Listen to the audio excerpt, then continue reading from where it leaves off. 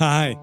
Did you know that you can watch Last Podcast on the Left and side stories on our Patreon right now? Yes, that's patreon.com/Last Podcast on the Left. But over on TikTok, you can see the hottest, tightest, funniest clips from the show right there. It's TikTok. TikTok, it's at LP on the Left. It's the same as our Instagram. You already follow the Instagram. Why don't you go follow TikTok? But it's on TikTok. Yeah, because seeing is believing. Yeah. So just go check it out. Watch it. Go send our podcast to China. I love TikTok the Crocodile. It's my favorite TikTok. That's the only one he knows. There's no place to escape to. This is the Last Podcast On the Left. That's when the cannibalism started. What was that?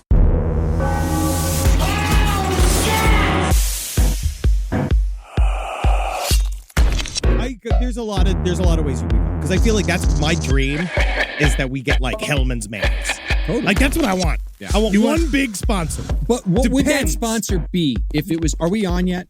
Okay. Hi, everybody. We'll start when we start. It's fine. We're just doing levels and stuff like that. But don't worry, it's off the record. What is the sponsor of du jour for you guys? If you were like, we got the call that Hellman's Mayonnaise wants to sponsor Last I'm more Podcast. Boar's Head.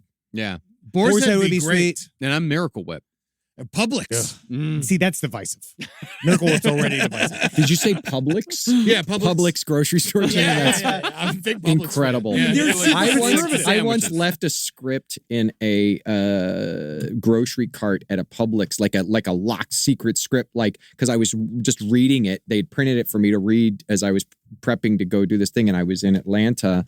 And this is, those things are given to you under threat of death. Like, you do not lose this. Yeah. So I'm shopping in a Publix, and I really liked their deli section, the fried chicken, Friday night meal. Oh, they would have Jesus. great sides. Yes. And I was all excited about that. And I got a slice of like rainbow cake from the bakery. Yeah, and I buddy. treated myself to some yummy things I was going to take back to my hotel. And I get back to the hotel and I lay out this really luxurious spread of grocery store fried chicken and mac and cheese, and probably get in my underwear, flip open the laptop, ready for a night of documentaries. And then all of a sudden I go, where's my script? I need to, oh my God. And it's like a top secret, like it's like one of those. And I ran like chariots of freaking fire. Like I ran.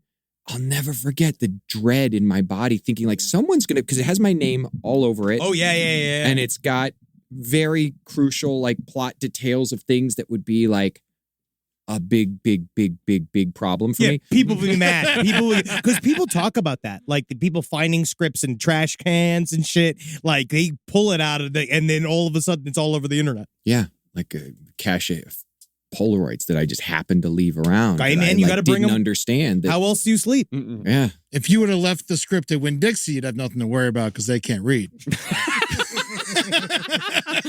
Welcome to Last Podcast on the Left, ladies and gentlemen. My name's Marcus Parks. I'm here with Henry Zabrowski, Ed Larson. Hello. And Henry, would you like to introduce today's guest? Now we have what I'd say. I actually said this the other day. The modern Lon Chaney guy, the genre Lord Prince, right? I thought you said the modern Dick Cheney. No. That's for private. Again, he had a lot of good ideas, and he actually thought about the country.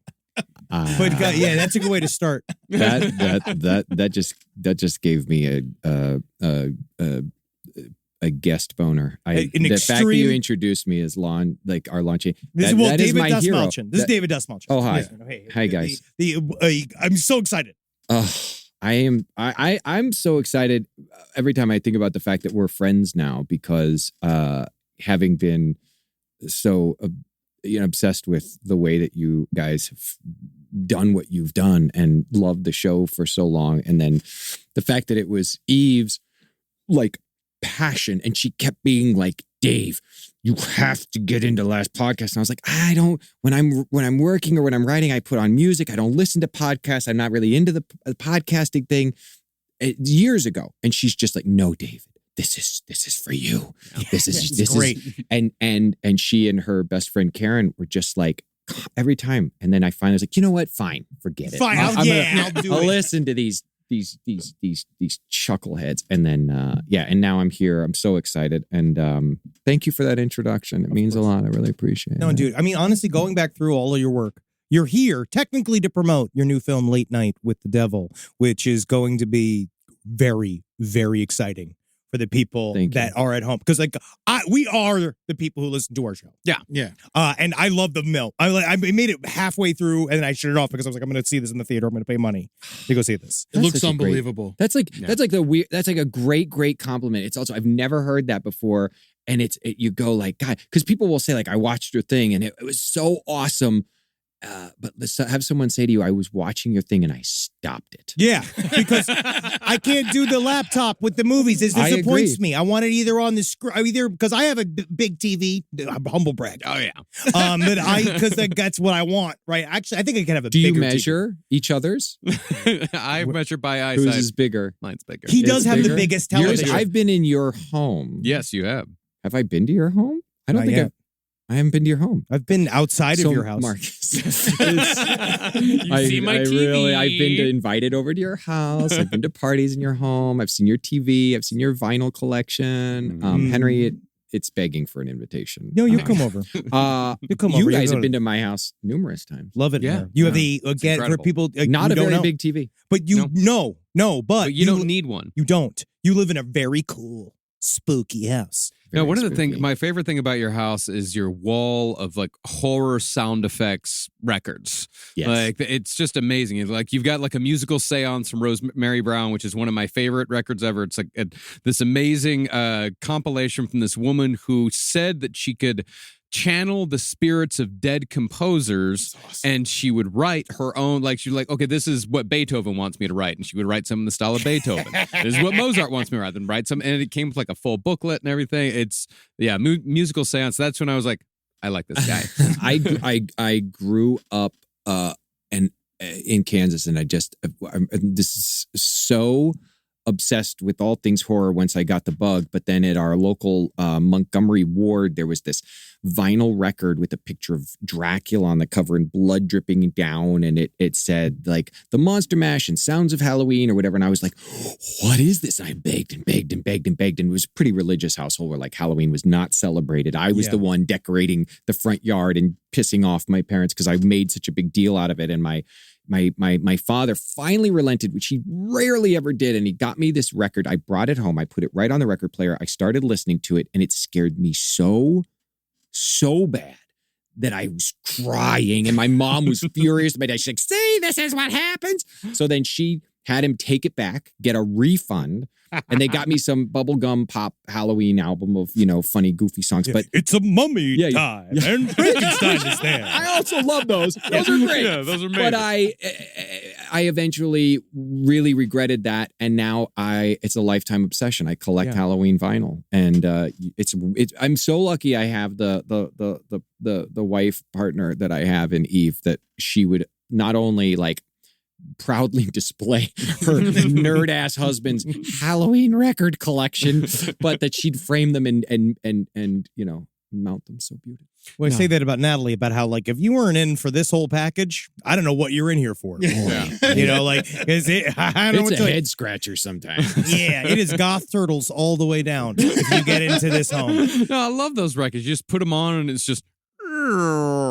Yeah. And there was so many variations and hard to find ones. And and a lot of the You got that actors one that I shock love, that's just a bunch of screaming. yeah, Yeah. the actors that I love did a lot of cool shit on the side, or these were great recording studios. It would come that time of year. It was a money thing that they could be like, oh, we're gonna make a cool spooky record, but like, oh my God, Boris Karloff Speaks. Peter Lorre had his own. There was so many great ones. Yeah, Vincent how have Price. you not done this? we got to do this. You need a spooky album. You heard it here first. All right, like we need to I'll do this. produce it. Let's do I'll it. be in I on would this. love to, because it's like a couple scary stories and then like a just sound effects. Yeah, Marcus and like, loves weird noises. That's Yeah, most of yeah. what he listens to. Yeah. What's the spookiest noise? the spookiest sound Yeah, that a person yeah. can hear. As a spooky sound collector. I think it is. There's this one album that really messed me up as a kid, and it was on that same record that I told you guys about. I think it was the moment that it turned for me. And it was a werewolf eating an infant. Awesome. Dude, I think I heard that. Yeah, it's so messed up that they would put that on, and you hear the baby crying and like you hear the crunching of the bones and the flesh, and I was just like, I'm not supposed to be. It's like Werner Herzog, during Grizzly Man. It's like, this is not something that I am supposed to be hearing. This record of this moment needs to be destroyed. Timothy Treadwell is like what I was hearing, and it really messed me up, man. Yes. The suffering of children. Yeah. All right. I think I may have heard that at one point. Well, I'll play it for you because I own it. Yeah, Honestly, that'd be wonderful. Just makes me hungry. And during the Halloween season, it's fun because every night I try to put on a different record with the kids, and they love it. And we'll carve pumpkins or just listen to the old records. It's great. That's great. So that's so wholesome. Yeah. So you came out. You know me. You came out the chasm spooky. Yeah. Yeah. I did. I think I came out the chasm spooky and like inclined towards whatever reasons why. Like, it was always Halloween. It was always even the monsters on Scooby-Doo. It was anytime there was a Halloween episode of anything, I was just like, that was the thing I loved the most and wanted. But that was compounded by being raised in a very religious household. It was a very conservative community where Halloween and anything to do with horror, rock and roll was considered opening yourself up to the dark side. And of course, I'm of a spirit that when you lock a door, the first thing I'm going to do is look for the picks to get in there. And then for me, the big impact was, after schools, rushing home to be watching, cartoons.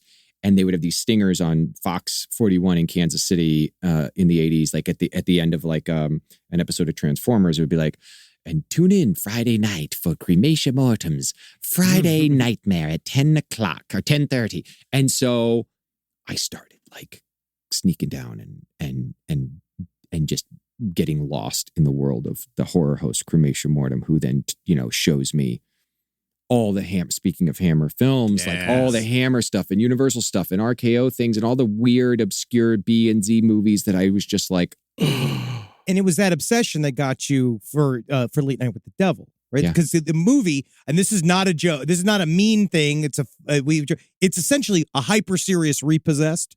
Sure, exactly. Like it's hyper serious Repossessed. Yeah, Yes. it's incredible.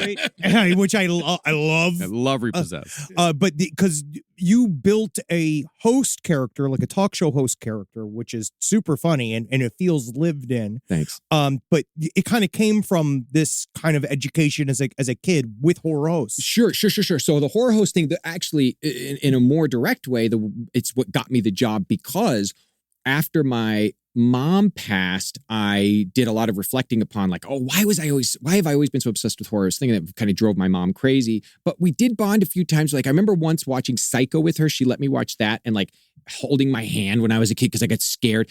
And then I was thinking about that maternal or paternal or whatever figure that Karen that takes you into the safely across the river, who was the horror host, which for me was Cremation. She was the first, a lot of things for me, like first crush, first impression of this like sexuality that I was really turned on by, this first safe person that would make dumb jokes about, whatever we were watching that night or whatever I was watching, if it didn't matter, she was the safe person for that. So I wrote this article for Fangoria, and Phil Nobile Jr., who is the editor there, had said, if you ever want to write something, let me know. And I was like, I feel like I've got an article that could be interesting.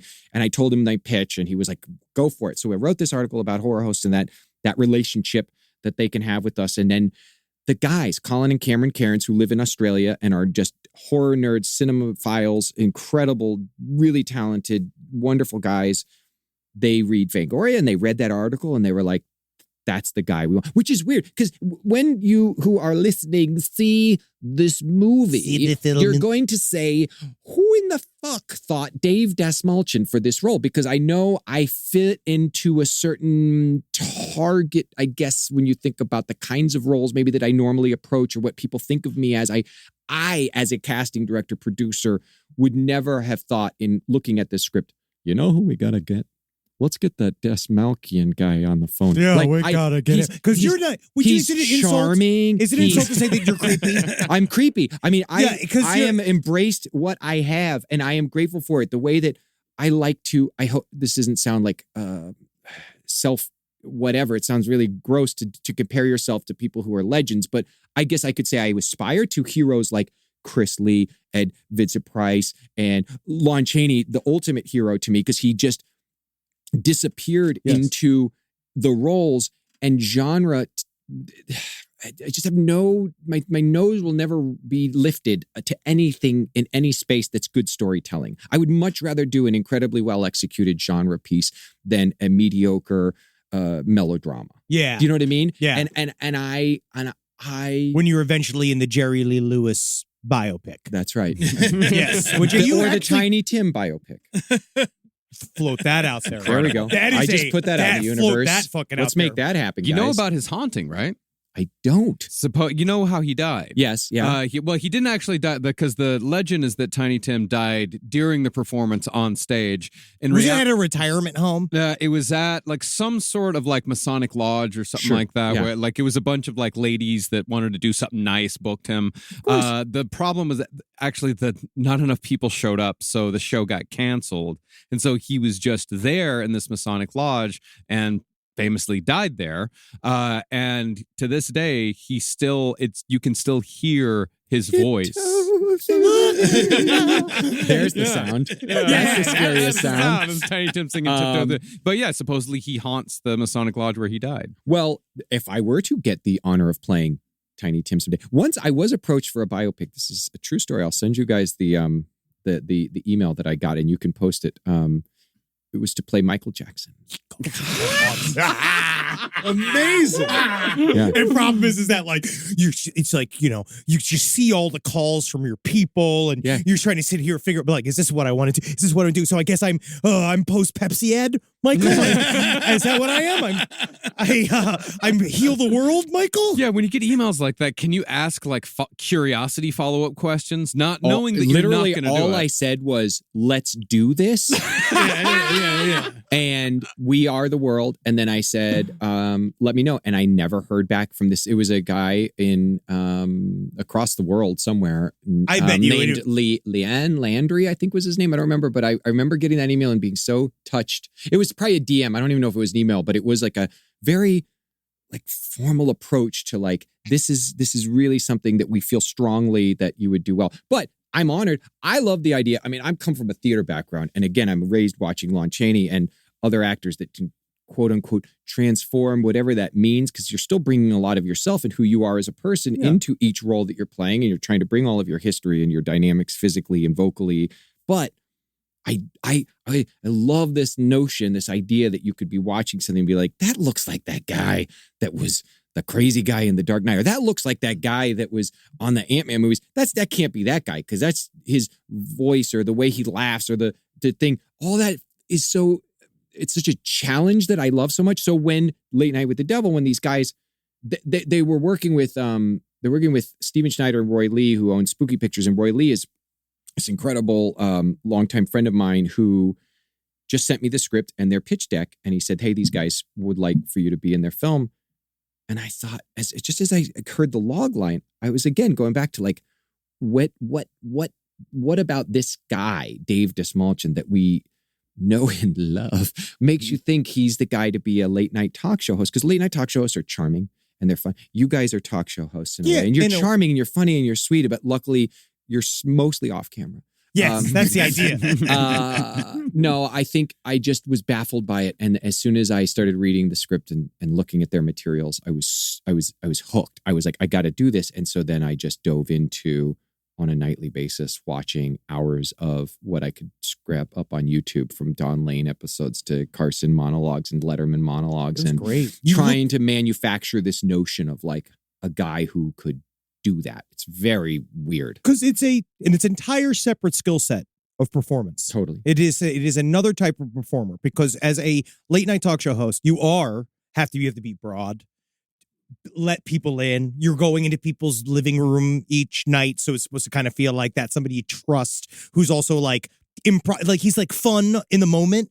but you do a great job of Thank you. One of my favorite pieces is the montage of the previous episodes of all the dumb shit that has happened in all the seasons. Yeah. Which pies is in the face and I love all of that. Well, what is the log line? Like, what's the concept behind this movie? So Jack Delroy, who I'm playing, it's 1977. He's like literally 40th in the ratings when Carson was like at number 3. And his show is just on the chopping block, and he's had the worst run you can imagine. His wife, his life partner, his soulmate passed away tragically of cancer. He's kind of maligned in the press as like the second rate, and he's going to be canceled any day. And so I don't know what that's like. Canceled in the 70s is like a whole nother thing. Yeah, it's a different kind of canceling. Different kind of canceling. He's coming up on, it's Halloween night. He knows that call is coming any second, and so it's sweeps week. It's sweeps week, and so he needs a win. He needs the ratings to just skyrocket. And he throws everything he can possibly imagine at the stage that night, and including some choices that are compromising to maybe his ethical compass, and compromising to what we would deem as like maybe I guess ethical as opposed to moral, but like definitely some real questionable choices of what he's willing to put up there to try and get those eyeballs. And things go far more well than he could have ever imagined as far as trying to create a night of shock television. And what is so wonderful about the way the script is constructed, and I hope people enjoy this as they fall into the mystery of it all, is under the immense pressure and the kind of fracturing of the nervous breakdown that he's having, coupled with his alcoholism, his perception just of ultimate reality is starting to become untethered. And you're watching the show happen in real time. So it's a 90-minute movie. Yeah, it's because it's found just footage. It's just like you're watching an episode of the show.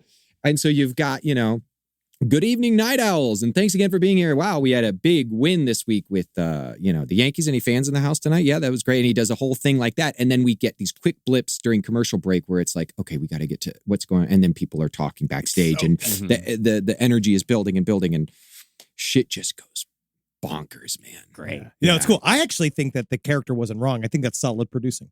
And I actually would love to have an actual demon in here. We're gonna do what you do. Hi. We're gonna do an event in New York, and I was trying to get a real exorcist in to come and be part of the. Just convince these two, because I want to do seance in here. I don't want to do a seance. Let's do a seance somewhere else. I want to go to the Mystic Museum down in Burbank, and I want to do a live seance. I think that's a great idea. I work here every day. I don't want to have to deal with bullshit from ghosts. Hey, man, they have unfinished business, and they need to be monetized on the podcast. I have deadlines. Before we became friends, one of my Halloween gatherings included a seance that was kind of breaking some of the rules of seance etiquette, because it was a group of people around the table, but then there was like another 80 people watching from above and from the side, but it was just perfectly silent. The energy in the room was insane. It was a pendulum style. So there was a pendulum from the roof of the house that came all the way down to the table, and that when she began leading the event and the questions started, watching the way that it goes, I'm sitting there being like, there's no way that anybody's touching this because I'm here. And then at one point, and people were doing what you guys did, you fucking pussies. They were like, that's me, man. I want in. They were like, don't do this. Don't do this. This is a big mistake. And I'm like, oh, come on. It came blah, blah, blah. So it's going, and some question came up, I forget what it was. And we had candles up way up high in like the windowsills that you had to get like on a ladder to put up. And one fell on somebody's shoulder. The screams, people ran out of the house. Some have never come back. Eve also tried to buy, she found on eBay a supposedly cursed Ouija board. And that was the one where I did put my foot down a little bit. I was like, I feel like if it's already been deemed cursed? Like, what does that mean? Why would we want to buy that? I got good advice. Storage unit. Yeah, it is already there. It's like that. My favorite show as a kid, which was Friday the 13th, the series, where you've got the like locked vault where Uncle Jack kept all of the cursed items from his curiosity shop. That's what I want to. I'll get a storage unit, but it's in Glendale. And then when I die, no one will know about it, and they're going to do that like what's it called where they break Storage Wars. Storage Wars. And then it ruins your life. Yeah, that's another movie, man. That is literally another film. I love that. That is such a good show. Haunted Storage Wars is amazing. Haunted Storage Wars. It's an unscripted series that we didn't know we needed. That's incredible. I got a good advice on how to handle cursed objects that I could give you off air. That they talk about, like, because that's my goal. That's like one of the things I'd like to move towards is getting some, because we're supposed to get some in the mail, but it's at the P.O. box. You would never be serious enough to do a seance. I know you, because throughout the years, so many times Henry's always like, I really want to make this episode like spooky and like creepy. And I write it to like spooky and creepy, and then he comes in with some silly voice. But the difference is that when we're laugh too. But in a seance, you can't fuck around. But you can't fuck around in a seance. Well, what if you get Jackie Gleason? Yeah. He was very serious about aliens. He was very serious about aliens. He was. Yeah, I feel like I could talk with him about that. What am I? I'm reading something. I was going to ask you guys, have you read American Cosmic yet? No. Oh, okay. I just got it recommended. I figured you guys might know about it. I just started and I really liked it. Speaking have of you read aliens. 2083 Anders Breivik's manifesto yet? Or? No. I can send that in an email. Thanks. I appreciate it. The Declaration of Norwegian Independence. Love that. Rise from your grave. Can I ask you, so this is the kind of basic, very late night conversation, because when we had you for our goth mandate, yes, we couldn't talk about movies. Right. We couldn't talk about any of this shit because of the strike. Right. But I wanted to ask you, like, first of all, just straight up, like, what was the moment that you like knew you were like you could pay your bills being an actor? Like, when did it happen? So Henry's waiting and he needs to know. How do I get in there? They keep telling me this is going to be the one. So I go, it's going to be a long story, but you asked a question that I feel like needs like a backstory to it. I go to Chicago from Kansas to study theater at DePaul Theater School. I developed this raging addiction to opiates during college. So by the time I get out, I am fucking just strung out and life sucks for a good couple of years. I finally get clean 5 years into that. Congrats. I decide, thank you. 22 years this year. I decide to go. I get invited by a friend to do a play, storefront theater, and a number of opportunities to do theater in Chicago that, is free. So I was working as a telemarketer by day. I was doing, remember Time Life Books? Oh, yeah. Yeah. I was a telemarketer for Time Life Books. It's so funny. And at night, I was an usher in a movie theater, Webster Place Cinema in Chicago. And I, back when they still had the unionized projectionists. So I would go and hang out with the union projectionists and smoke cigarettes and watch movies up in the booth. It was the best. Great. So I get back on stage and I got an opportunity. A casting director literally said this. He's like, "Oh my God, I thought you died." And I was like, well, casting directors are great. Still here. And he brings me in. I got a commercial. In 2006, it was when the transition happened for me. I got a commercial. I booked a commercial. It was a Singular Wireless commercial. It was my first time ever on a set like that. And it was me and my future father-in-law having a phone call where he says something like, "I'm looking forward to being your father-in-law." And I say, "Well, thanks, Jimbo, Jimmy Crack Corn, and I don't care." and the call drops. And then he's laughing, but I hear silence. So I'm like, "Oh, sorry." That commercial was directed by the director of my favorite documentary. And so when I got that job, not only did I get paid a good, like, what do you get? A couple grand to do a commercial. But Chris Smith, who made American Movie, anyone who's listening that doesn't know American Movie, Coven.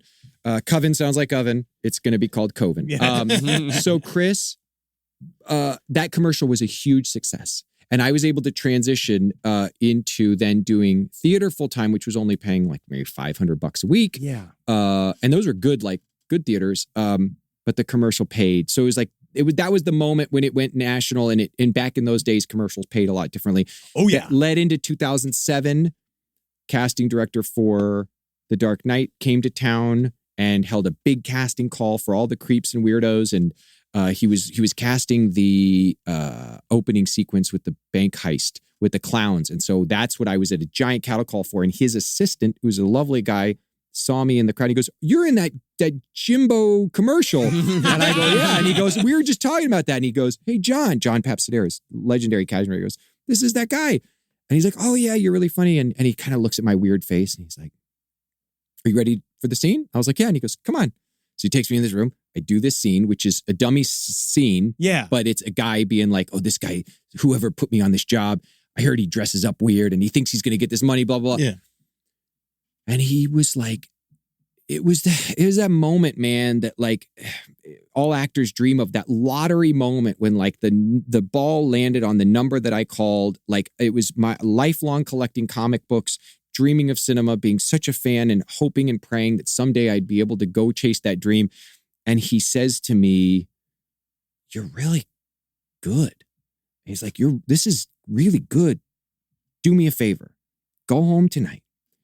Take all this shit you're doing.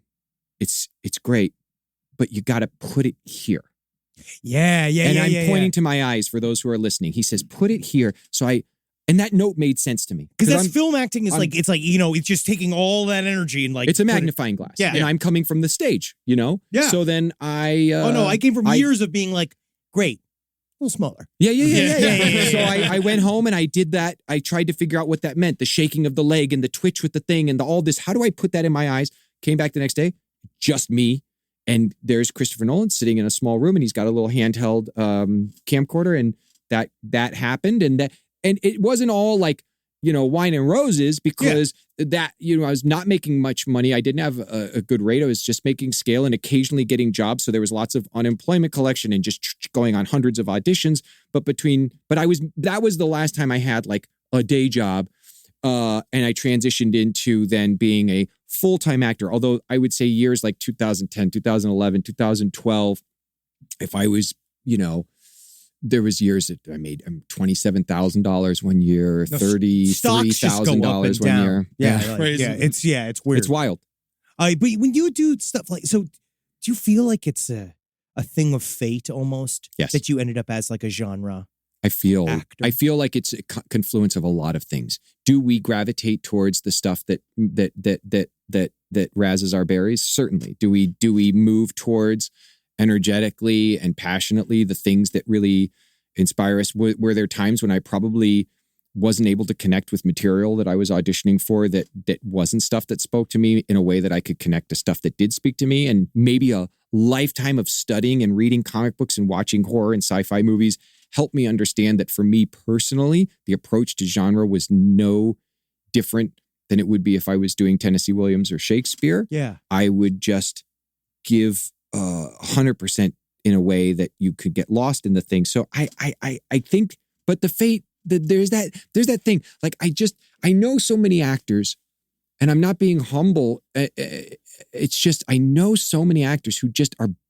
more versatile, more can repeat emotional states of being, more have the capacity to do work that is far superior than my own. Sure. So why did I happen to be at that place on that day? Why did that all stuff come together? Who fucking knows, man? Yeah. It's a total head scratcher. I just try to be. Well, you were ready for the moment. Definitely was ready for the moment. If there's a character that I would be like, okay, yeah, give me 5. I can do this. If you said like he's a Joker's henchman, I'm gonna do it. Yeah, in a boss. way that I think is. I'm like, yeah, let's get the bet, boss. Yeah, that's my version. Did you love the show? like the thought that when each villain had like his entire team had the matching outfits. Yeah. Let's get him, boss. Yeah. Let's take the bet down. But did you have any FaceTime with Heath Ledger? Oh yeah, a lot. In fact, I worked on The Dark Knight. I did 3 or 4 days in Chicago. There's the big parade sequence. Yeah. That was a huge sequence. There's thousands of extras and tons of actors. My first day on a film set, you got to understand this. My first day on a film set, I have been told that they also gave dummy sides for the actual production. So I went to an office, signed away, whatever, got these sides that said, there he is, let's get him. I thought I was a driver in a truck. So I practiced for a week before. Every time I get in my car, I'd be like, there he is. Let's get him. There he is. Let's get him. Like that was the lines that I was ready to do. I show up, do my fitting the night before shooting, and I'm in a cop uniform with a big bullet hole in the leg. And I was like, why am I in a police uniform? And they're like, he's very secretive. You'll see. And I It's like, how do I prepare though? on the day of work? And it says, and one of the producers comes to my trailer, gives me the sides for the day. And he says, so this is actually the scene we're doing. You have been with the Joker, pretending to be policeman. And then you're doing, shooting at the mayor, trying to kill the mayor. And you get shot in the leg, and then you're going to be kidnapped. The first thing we shot was me in the back of the ambulance with Harvey Dent, Aaron Eckhart. And I looked at the scene, and it says, he's asking me questions. It says, all it says about the thug is like an intimidating thug. Yeah. The thug smirks. And then he asked me another question, and it the way it was on the page felt like the thug had the upper hand in like an intimidation way. Yeah. And as you said, like my therapist often says to me, when the student is ready, the teacher arrives. When the moment is ready, I was ready for this thing because I'm looking at that going, I'm not more intimidating than Aaron Eckhart's like that big square jaw, he's muscly. He's like, he could totally intimidate the crap out of me. What's more intimidating, me trying to do a tough face smirk? What if you just giggled when somebody says and I said, and what if I can't formulate the thoughts that I'm trying to say? What if interior is actually, I'd love to help. I'd love to be of service here. But the only thing that's going to come out of my mouth is just giggles because I've got some kind of condition that's almost like someone put a filter over my voice box. And how terrifying would that be? Because you're working for the Joker. Yeah. And so that has to be a part of the interview process of working for the Joker, is that you would have to be you have a good giggle. You have to be a creepy guy. You have to be fairly intimidating without necessarily, because he's not a big guy. The Joker's he's asymmetrical. Oh God, it's such so that's what I did, and luckily liked it, and then it just went from there, and I was so. But was Heath in character the entire time? Heath was not in a character. He was so sweet. So I went in hair and makeup. My first day on a film set, I walk in hair and makeup. Heath Ledger's at the far end. He's playing. They were. I don't know if they were taking turns DJing or what, but he was playing this really cool music, which I didn't know, and I'm a big music guy, so I was fascinated by who is this that he's listening to. Next to him is Christian Bale. Next to him is Gary Oldman. Next to him is I can Aaron. feel the vomit rising to my throat. Next to him is Aaron Eckhart, then me, then Maggie Gyllenhaal, and then Nestor Carbonell. All in this long-ass hair and makeup trailer. Peter Rob King is overseeing and coming and doing touches up. Peter Rob King is the legendary makeup designer and artist who did Legend and Alien and Temple of Doom and all these movies. And Heath totally welcome, shakes my hand, very nice. Chris, everybody was so cool, but with Heath in particular, because we had more time together, I haven't held guns since I was a kid. I always really didn't like guns. I grew up around guns where I lived as a kid, but they just never were my thing. But I'm having to do this rifle work, and I felt intimidated, nervous that I had to do all this stuff. And he took all this time to show me what he had learned about how to make stuff look cool when you're working with the guns. We talked about music. I was able to say, have you gotten to see any cool shows? And I think he was sneaking around and going to some of the cooler venues, probably under a cap and whatever, sunglasses. And the band he was listening to was this is 2007. I'd never heard of Animal Collective, who I now love. And he turned me on to Animal Collective and Panda Bear. And we talked about, I said, he said he was talking about his kid, and he asked if I had any, and I said, "Oh man, I don't think I could do that." And he said some really nice stuff to me, you'll always think that, and then I feel like you'd actually be pretty good at it, and I think when it happens, it'll be. And here's the thing about an actor like Heath Ledger, that I want to be around people like that every time I go to work, because you got two schools of thought. You got one actor here on set who's pacing around, who is taking a deep breath and jumping up and down and getting in character and yelling at people. And I'm the Batman. Bale was actually really. You're the Batman now, Christian. So let him tell you different. He used to come to work by grappling hook. No, Bale was super chill. Actually, he wasn't like that. But I've been around those actors. Do you know what I mean? Like you've been around those guys who are just You're like, Jeremy Strongs of the world. oh my God, it's exhausting. They're pain in the butt. All of the energy is sucked into them and their needs and their process. And you've got gaffers trying to work on some light shit, and these guys are, I'm ready. It's now. I'm in my zone. I'm ready to fuck. Yeah. It's hard. So Heath is talking to me about, music and bands and like his voice, his dialect, it's Australian, dialect. And he's talking, and then they're like, oh, Heath, we're ready. And then he's like, oh, I gotta go. And he's like, just turning a little knob in his brain, his little masterful genius brain of being that caliber of an artist that he could then go and become this thing, this entity, this thing that transcended just like a movie villain. It wasn't just it embodied something that just tapped into everybody that saw that freaking movie. It did something to all of us. And I was just watching in awe. And then I thought about it because I remember when he got, this was the best moment I had with him actually. Remember when I heard that he got cast in the role, and I honestly was like, what? Well, we all know. So I said to him, I think this is why he liked me. First thing I said, we meet, he's very nice, very soft-spoken. He's not outgoing by any means, but he was definitely warm and kind. And I said, how's it going? Are you having fun? And he said, I'm having the most fun. I'm having the best time. And I said, I got to be honest, when I heard you got this role, I thought it was a terrible idea. And he goes, me too. And he and I remember thinking like, wait, the Knight's Tale guy is gonna be the handsome like, 10 things I hate about you. But then you go back and you watch 10 Things I Hate About You. You watch Brokeback. You watch Monsters Ball, and you're like, he was like our Brando, our James Dean. I even said that when I left. I went home and to my ex, I said something to the effect of, I feel like I just spent a week with James Dean. Yeah. There's somebody that just, he had 2 scoops of it, whatever it is. Yeah.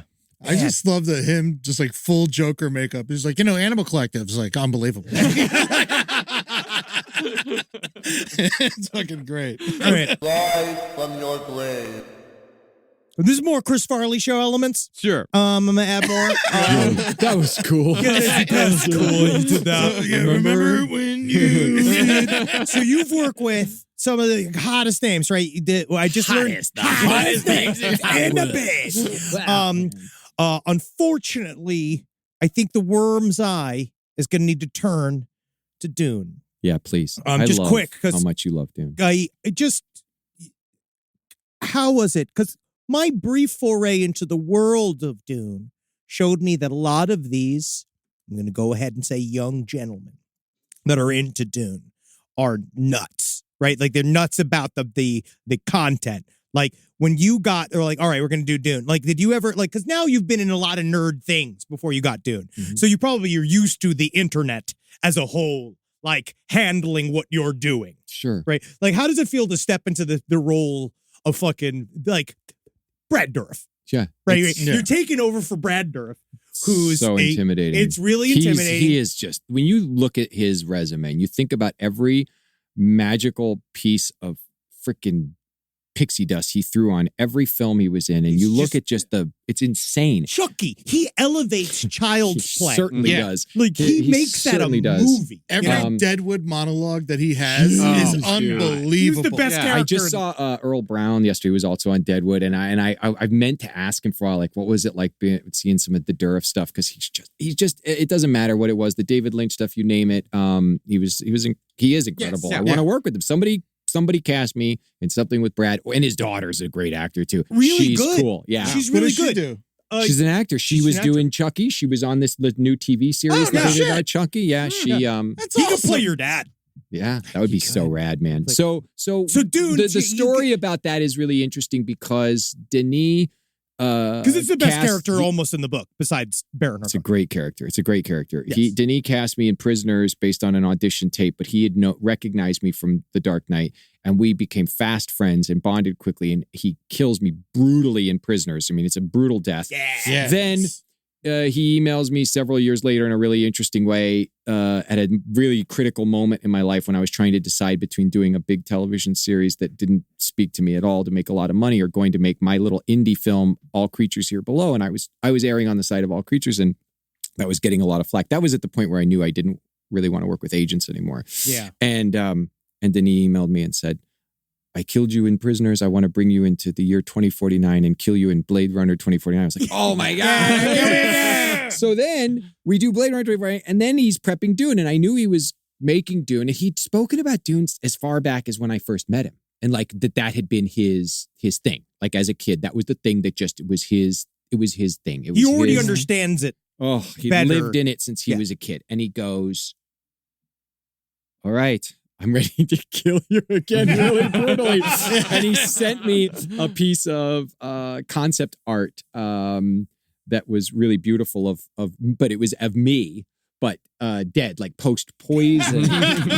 My friend Full out Sam, shot when they're closing the door God, it's after so the poison. great. It's got you. Like, it's great. Yeah. Sam Hudecki does all of Denis' concept arts, and he was like working on the worms and doing all that stuff. Like that was rad. So the news, I don't remember how it like came out or how people responded to it, but I don't think I paid much mind to that. It was my own biggest fear. It was just the thought of like stepping into the shoes of, because Brad did such an incredible job with the role in Lynch's Dune. And he drinks the drink. It sets his mind in motion, which they should have given you that. I wanted that speech. I really wanted that speech. I had two really big scenes, sadly, that were cut out of Dune. One is Piter drinking the Sappho juice on the night of the invasion when we come back to reclaim. And so what's happening is all of Iraq, like the palace is just being fucking carpet bombed, and all of the Atreides are getting slaughtered by the beast. And I'm standing on this like precipice looking out at all of it, just sipping my Sappho, and I've got Thufir Hawat bound and like on his knees in front of me, and I got to give this long, luscious monologue about playing chess and why I'm always 6 steps ahead of you, and I would have won. And sadly, when we were doing reshoots, Denis said to me, he's like, David, you were so great. That scene was so beautiful, but like it just stopped the pace of this invasion. He's like, there's this huge action happening, and all of a sudden it stops. So he's like, I gotta cut it. And the other thing that got cut, which was not in the book, it was a scene that Denis was just playing with, just creatively, but I think it would have been really fun. I wish it had made it, is that he gave me this like torture organ where I'm playing this like torture organ, and you can't see who it is that I'm torturing, but then the beast comes up and he's like, stop wasting time with all this stupid games that you play. And I'm like, you don't understand what I'm doing, because what it ultimately was that I was doing is I had Yue's wife. Yes, that and was I the am connection. torturing her, but with some kind of, but what was Is so it like genius, the opposite of the orgasm organ in the opposite, Barbarella? Exactly. The exact opposite. So yeah, man, that was a dream come true. And now part 2 comes out. I'm going to go see it next week, and I'm Got my dying tickets. to, I'm so, Are you going to shave your eyebrows off for again, the, I'll do it. I'll do it. Yeah. They're actually held on by magnets. Yeah. You actually can't see. It's for ready removal for film. These caterpillars? Are you kidding me? There's no magnet strong enough, man. the magic. Like, what is that actor who was in American Beauty that played the guy that's banging Annette Bening? He's the real estate guy. I love that actor. I feel like he and I have the most pronounced eyebrows in all of entertainment. It's what pays the money. Peter Gallagher. Thank you. Yes. Peter Gallagher. And you're Not to be confused with Gallagher. Gallagher. Gallagher. It's actually 2 names. Anything else? Because I want to make sure, because we're going to get you out of here soon, but I can't let Don't you you leave. dare. I mean, I do want to ask you, Please. David Lynch. Just Okay, so talk on him. here's the story. This is my I love this story. we're obsessed I with love him. this I love story. him. Yeah. I love this story. We're obsessed with David Lynch. We're obsessed with Twin Peaks. Twin Peaks I is know. my only you should fandom. Be. If you're not obsessed with Twin Peaks, there's something wrong with you. Yeah. I came to, so I'd done The Dark Knight. I had this history in the theater and my obsessions with the things that I get obsessed about. And I come to Los Angeles in 2010. I went to New York briefly, met Eve in New York. We moved out to LA in 2010. And I took on this because no one would sign me. I was like, I've been in a movie. I couldn't get an agent. I couldn't get a manager. I was just going to workshops where you pay $25 or $40 to get to do scenes in front of a casting director usually. And I would wake up every day because I was still had enough from the commercials to like keep myself afloat. And I was submitting myself through Actors Access to all these things. And I put these goals up on like a poster board of stuff I've got to do this week and how do I keep myself motivated? Making a lot of short films with my friend Colin, who went on to direct Animals and All Creatures Here Below and is now making all kinds of stuff. But like I had 3, I said, you got it. Goals to me have always worked this way. It's like I have the life goals, then I have the annual goals, and then I have the like what's going on month to month, week to week, and sometimes even day to day, right? It's just how I run business. For as a creative, trying to make it in creative business, because it's like, practical, you kind of break it down to a bunch of practical steps. And then what's the big dream? And I would wake up some days and be like, there's nothing for me to submit for here. There's nothing good happening here. And how am I going to do it? So what can I, if I ever am at a loss, look at those 3 big life goals and go, what could I do today to just get myself closer? Read a book about it, do da-da-da-da. So the 3 life goals were, 1, work with the Muppets. Yes. It's still a goal of mine. I saw the Muppet movie as a kid in the theater and it changed my life. I remember Sweetums running through the screen at the end and thinking he was in the space with us. That's the first song I ever sang on a stage was the Rainbow Connection in kindergarten. Changed my life. What a creepy child. Yeah. It totally taught me comic timing. It's a brilliant movie. It's a masterpiece. Next to 2001, those are my 2, like if I said, this is magic of what movies can do to show my kids. And then James Bond villain. Yeah. So that's up there. And then in the middle was to work with David Lynch. That was one of the goals. So every time I'd be looking at the things and going, what am I doing? So here's these Actors Access submissions where for those listening who don't know what that means, it's just you're an actor and you're paying usually a fee to be able to submit yourself to be considered to possibly get a chance to audition for something that doesn't even probably pay anything. Yeah. That's the joy of being an actor. So I saw this breakdown, and every time there would come one, I would just do the diligence of going, okay, well, if there's a casting director, quote unquote, attached, I could at least do the research and see if that person maybe has connections somewhere, has worked on anything. And there was a USC short film. I can't remember what it was about, or what the title was, but I did like the due diligence, and I would cross-reference things, and I see that one of the casting director is a woman named Krista Huzar, who, when I Googled her, I saw that she worked for Joanna Ray, who is David Lynch's casting director. This is extremely good advice, guys. I want you to remember that if you are trying to make it, this is how you do shit. And I go, oh my God. And I submit myself for this thing and I get to go audition for it. Now, the script that I was sent, I couldn't understand really what I was doing in it, and it didn't necessarily connect with me, but it was cool. It was a weird, very arty script. So I really prepared the fuck out of it. I mean, I came ready and I went in, and I gave it all I had, and the director, who's a USC student. This is for a student film, by the way. There was no pay. You were going to get credit and a DVD of the short film. Yeah. And I did some adjustments, and then I thanked Krista, and I knew her from where I'd gone to the audition, what her office was. So I sent a postcard saying, like, thank you so much. I'm a massive fan of Lynch, so I just know how honored I was to get a chance to even show you anything. Blah blah blah. Blah. Years go by. I'm continuing to hone my craft and do work on projects and blah blah blah. And in 2016, I was in Chicago doing a short stint on a play, and I get a call that I was going to get an audition for a top secret thing for Showtime. And they wouldn't tell me anything about it. And I went to go back to LA, and I go to like the Deep Valley to this office and sign like all these NDAs. And there's all these famous actors coming in and out of this audition room. It's like, is this where we suck the dick to get in the Bohemian Grove? Speaking of Bohemian Grove, just you wait till late night with the devil. Yeah. I want every time we say it too, we have to say late night with the devil. The devil? The trailer is incredible because they find that perfect that 70s. Guy's voice is so perfect 70s, and they put the perfect crackle on it. So I go in this room, and there is Joanna Ray in all of her glory, this incredible casting director, and there's a camcorder and a couch, and I'm like, she goes, and she sits me down. There's no copy. There's no audition sides. She goes, tell us what you did this morning. And I go, okay, well, I woke up with my kid and we watched the Muppet Show. This is a true story. We watched the Muppet Show. It was we watched the Alice Cooper and the Vincent Price episodes because I love the spooky stuff. And we talked about that a little bit and asked me a couple other questions and then turns off. And I know at this point that is the process for David Lynch's auditions. He doesn't do scripted sides. He does conversational stuff. He just wants to see you. Yeah.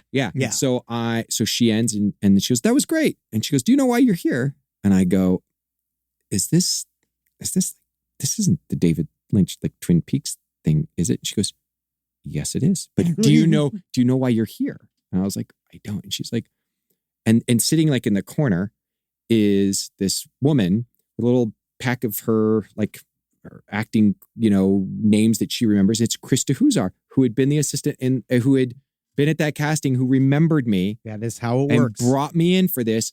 I get to go be on set with David. So they just book you from that. They booked me from that. And it's awesome. A really cool role. And we shot. Yeah, it's an awesome role. It's great. I went for my first day. We parked at the Prince Hotel, which is this great place in K-Town. They have this incredible Korean chicken. If you've never been, you guys got to go to the Prince. It's amazing. I love it. It's the best. And then we shot at the LA Times building, what was supposed to be offices of the casino, me and Brett Gelman. And then comes Kyle MacLachlan. And here's David. And David's like, he is everything I don't know. It's just, he's like a messiah to me. He's such a hero, such a guru. And I get to go introduce myself. I'm super nervous as typical me. And we start working together and I'm watching him and I'm like, this is everything that you could dream. This is what the experience was like for me. It's like when imagine if Dorothy, like Toto runs over and yanks on the curtain at the Wizard of Oz. And you go and you pull the curtain back. But instead of some janky dude pulling a bunch of levers and nodules, it's even more magical than what you saw with that big green head. Because I heard he's like funny and light. Funny, light, warm, open, totally knows exactly what this was a 700 and something page script that she didn't shoot it like episodes of a TV show. He shot a 760 some page movie that he was then going to cut later into episodes of a TV show. So he would say something like, someone would have a question and he'd be like, well, that's because on the scene that da-da-da-da-da, we're going back to this page and and you're like, he knew everybody's lines. He knew exactly what he needed in every moment. And you watch him work with someone like Kyle and he's like, okay, Kale, in this moment, you're going to put your hands on the table and slowly rise to face one another. And you follow him. You just do it because he knows exactly what he needs. And watching the way their dynamic work together. It's like evil Wes Anderson. But and David, he still smokes. And he was carrying always an ashtray. And like, I think by rules of whatever location we're at, had to carry a little fire extinguisher around with him. And he would say, instead of once more instead of one, they always go like, once more, what do they say? For safety for safety. Yeah. Instead of that, he'd go, okay, once more for security. Yeah. And then at one point he went up to the roof and we had this PA who was so sweet helping me get me like sodas and blah, blah, blah. Just like a guy being a helper, working so hard. I was watching this guy run around and bust his ass all day. And I saw David sneaking up to the roof to have a cigarette. And I was like, oh, could I have a cigarette? He's like, oh yeah, you have to go up to the roof. And I go up there and there's David standing there like staring out at the city of Los Angeles, like puffing on his cigarette. And I'm standing with this kid, not a kid, he was in his 20s, but, And he said, just making conversation. He's so nice. And he said, do you have a family? I was like, yeah. He's like, you have kids? I go, yeah, I've got a son named Arlo. And he turns, he goes, hey, Dad. And I realized this is David's son. Who is this filmmaker in his own right who was just busting ass and helping out for the day? And he goes, he's got a kid named Arlo. Oh, that's a wonderful name. What is that from? And I say, where the story of Arlo's name comes from, he goes, you know, Monsanto, I think they may have been responsible for the tainted spinach at the Chipotle restaurants. And I go, huh? Yeah. And he's like, he goes on this like, he's in a thought about Monsanto and about GMOs and about all this stuff. I just didn't. You stood there like, And this is the last. I got to tell you guys, this is so good. So then we went to the Morongo Casino out in the desert, and we lived there together. Yeah. We all lived in the hotel, and then we'd have for lunch. We'd have the buffet together, and we're shooting at one point. And he's sitting at monitor 5 feet away from me, and I'm over his shoulder just staring at him. And in my brain, I thought, okay, man, I know you've got power. If you can hear me right now, give me a sign. Yeah. Give me a sign, David. Please, give me a sign. Give me a sign. And I just sat and I waited and I waited. And all of a sudden, I swear on all that I know, he goes, and just smiles at me. He just smiles at you? He smiles at me. Oh. I was like, he's magic. He's magic. And he's plugged in. He's deeply plugged in. We all should be. His work with meditation and the subconscious and getting into do you do TM? Who we are and being present. I don't do TM. I've begun a meditation journey though. My friend Steve Agee does TM, and he would like. I think I might try it. But what I'm getting out of my wife Natalie does TM. She meditation right now has been immensely helpful for me in working on just a lot of the stuff that I'm kind of going through and working through, like psychologically and therapy stuff. Oh, and it's really helpful. You ever do autoerotic asphyxiation? Well, there's another David. That really centers me. The carotene. I was always afraid of participating in that activity because I'm not a guy to say no to anything. I was just like, there's that terrifying reality that you're going to be performing an interview with the police and they're like, she said, please choke. She begged me to choke him. Yeah, I mean, you're in an SVU episode. Okay, hands behind your back, sir. Yeah. I'm an actor. We got an actor here. Oh, they know. They're the first ones that call TMZ. Are you kidding me? No, man, they get a tip fee for that. No, yeah, that's why I always put a plastic bag over my head before we begin, just to kind of get me in the headset, the mindset of doing the show. Oxygen is everything. I am so happy. This has been awesome. It's been great. Thank you so much for coming out. Oh, I want to keep doing it again. I want to. Thank you for letting us ask all the corny questions that we can't ask you, like when we're just hanging out. That was so. And last time it was pretty fun, you guys. We had a great response to the goth. Like Lee and I getting to talk about our comic book and all that nerdness was so fun. But I was sad that we couldn't talk about all the other stuff, like the Dune of it all or the other movies of it all. Yes. And because I know they're listening, a big shout out and thanks to Eve and Karen for always turning me on to you guys. And now I'm so turned on. Oh, thank you. So Late Night with the Devil. When is the official premiere night? March 22nd in cinemas near you. Be the first person. Don't scream too loud for Late Night with the Devil. It's gonna be good. It's gonna freak people out. And I love, we love the Devil. It's fun. It's a fun movie too. And then the stuff that it draws from and the reality behind it is it's disturbing. So it's right up your alley. Yeah, it's awesome. I'm excited for the sequel, The Morning Show with the Devil. Yeah, I mean, we already have one. Joe Scarborough. What's the weekend? It's the Sunday morning with the Devil. Yeah. It's like the McLaughlin group. Church sucks, right? Yeah, actually, this Devil guy's making a lot of sense. I will say one of the most jarring experiences of me moving to LA is I like to watch KTLA in the morning for the traffic. Sure. And then just you showing up on a Paisley set in full goth gear, talking to Sam. Yeah. Talking Hollywood. Yeah, the Hollywood Minute. Yeah. The Hollywood Minute. No, it'd be better, even better. Like, forget Jim Lehrer. What if it was News Hour with the Devil? With the Devil. There's a lot of variations on this now. We got to do Sports Center with the Devil. With the Devil. Well, thank you.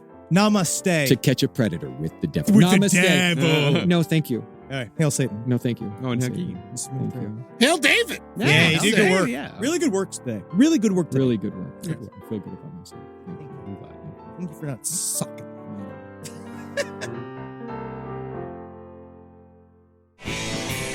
This show is made possible by listeners like you. Thanks to our ad sponsors, you can support our shows by supporting them. For more shows like the one you just listened to, go to lastpodcastnetwork.com.